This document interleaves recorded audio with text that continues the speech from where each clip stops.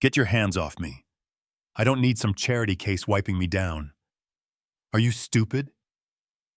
He didn't shout it. He carved at each word clean and cold, like he'd practiced it for years. And you know the sound a room makes when it tries to pretend it didn't hear something ugly, then realizes everybody did. That was the Briarwick crystal stilled mid-clink. The harpist hit a wrong note and froze, heads turned like weather vanes. And under the linened tables a few tiny red lights winked on, because the age of secrets ends the second those phones tilt up. If you've ever been dismissed, talked over, sized up, and mispriced because of what you wear, or what someone decided you are, stay with me, because what happened next didn't just trip a CEO. It stripped him of the myth that power and worth are the same thing. My name is Noel Brooks. I was the waitress that night. That was the job on my name tag, but not the whole story.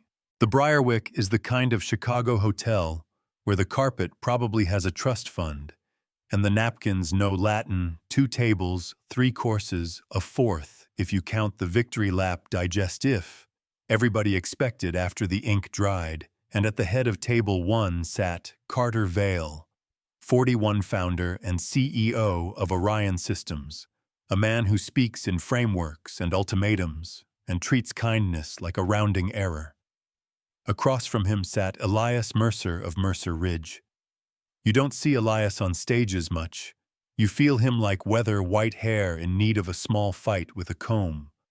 Quiet voice that makes rooms lean in. The number on the table was simple and obscene, full acquisition, closing fast, 3.5 billion. I'd poured for rooms like this for a year by choice, not because I was trapped. My mother taught music and grit cancer took her quick. My little brother Miles came into this world with a body that makes everyday tasks Olympic. He laughs, anyway. Scholarships could have launched me. Life had other plans. So I worked nights at a diner, mornings in online classes, and this last year at the Briarwick, because you learn a lot about character when you're the person people think they can ignore. You know what I mean. 3 things about that night clicked like gears. The room was cocked for triumph. Carter was already celebrating in his head, and I had mapped everyone at that table who takes sparkling, who pretends to prefer still, who says please, who never does, the little tells people give when they think you're part of the furniture. I approached with a Bordeaux older than me hand. Steady the spill wasn't clumsy, it was physics. And an over-eager junior exec at Carter's elbow slicing the air like a conductor wine bled across white linen red, spreading toward a cuff with more monograms than mercy. I said what pros say. My apologies, sir. And reached to blot it, but Carter didn't see an accident. He saw something in his world not submitting fast enough. He looked at my hand like it offended him by existing, and said, the thing he can't unsay, and the room snapped into a kind of silence. You can taste not movie silence, real silence, heavy pressing behind the eyes. I set the napkin down, straightened my spine by a degree, let my face go still. I didn't give him a show, didn't flinch. If dignity is a muscle, mine has had a long gym membership.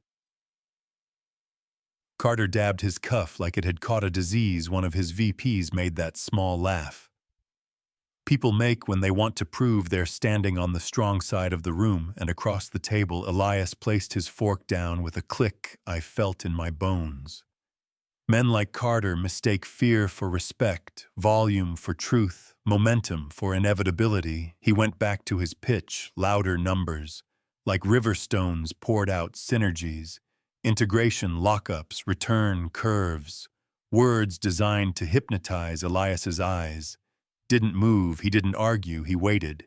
I came back to refill water, simple service, basic respect. Carter was mid-sentence about Q4 when his hand snapped to my wrist, not hard enough to bruise, not soft enough to deny.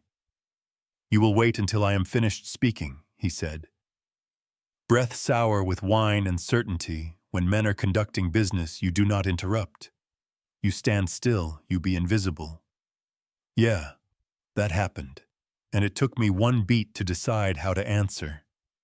"Yes, sir," I said evenly, and eased my arm free, like slipping off a bracelet, then stepped back one pace. Nothing dramatic, just enough to choose my own distance. His eyes blinked once, confused. That intimidation didn't do what it always did. And the thing about self-control is it looks boring until it doesn't. Elias lifted a palm. "Before we do numbers," he said, "I've always found it smarter to do values," and you could feel a draft run through the table, the kind that means a door just opened to a different room. Carter tried to smile and couldn't find the muscles for it, and here's where I tell you something. Most of the room didn't know. I wasn't at the Briarwick because I had to be. I was there because I chose to be months earlier. Elias found me not with soap opera DNA, drama with a file and a story. He and my mother loved each other for a season, a lifetime ago. They made plans. Life blew those plans to pieces. He looked for me, didn't find me until he did. He offered trust and office and the shiny ladder, and I told him no. Not yet. I can't lead from a balcony. If I'm going to be worth your name, I need to see how this actually works. Up-close tray in my hand. Not title on a door. He listened, and a title waited.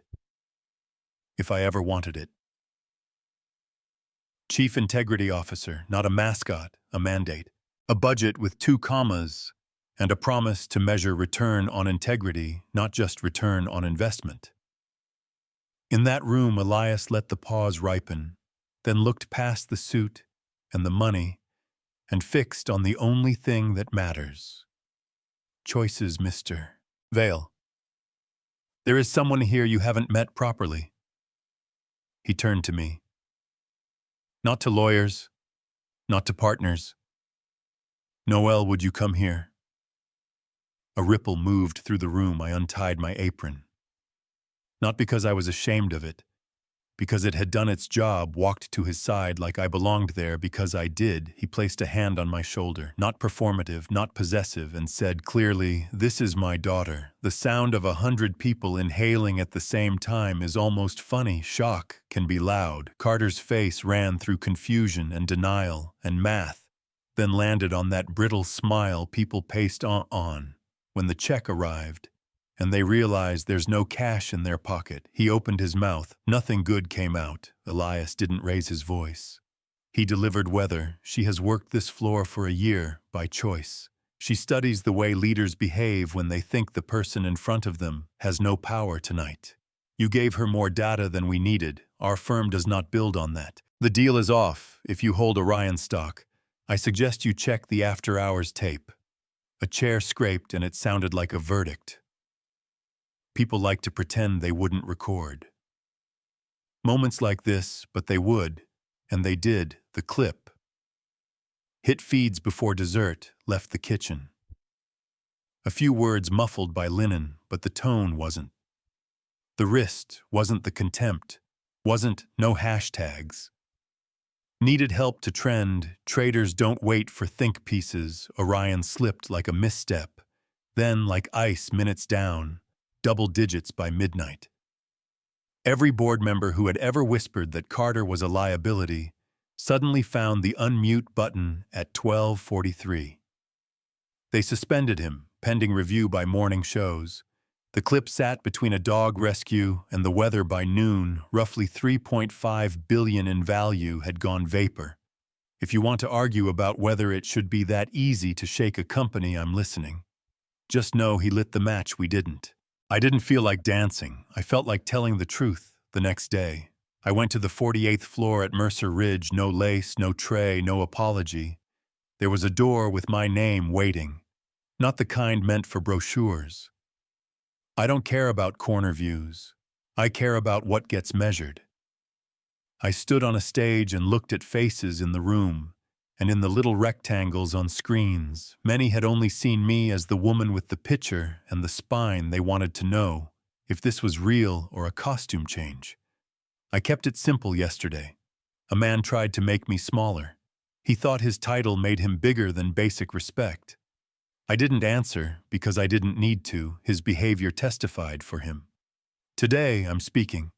We have celebrated a culture that confuses aggression with leadership and cruelty, with clarity and burnout, with bravery that ends where our money ends.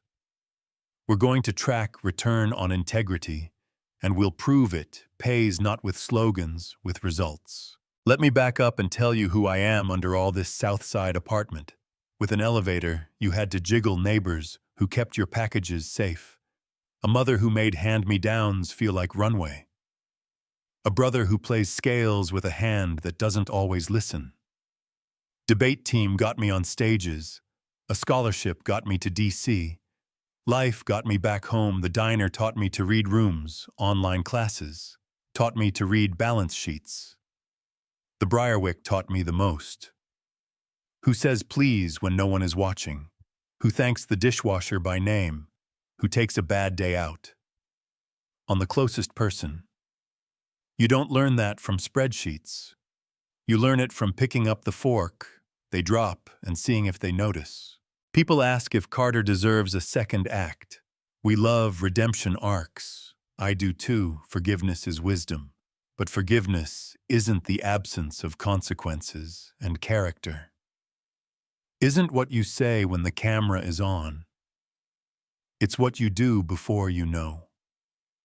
Its rolling was this one moment, or a window into a culture that was always going to cost people quietly later. You tell me, here's my take.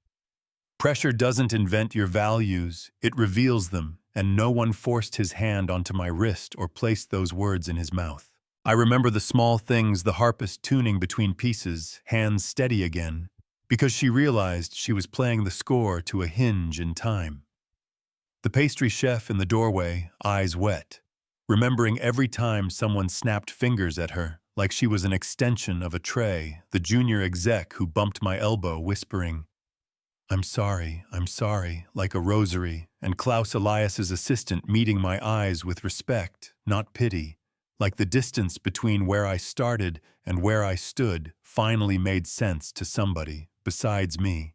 And later, I wheeled with Miles by the lake, wind loud, told him the whole thing.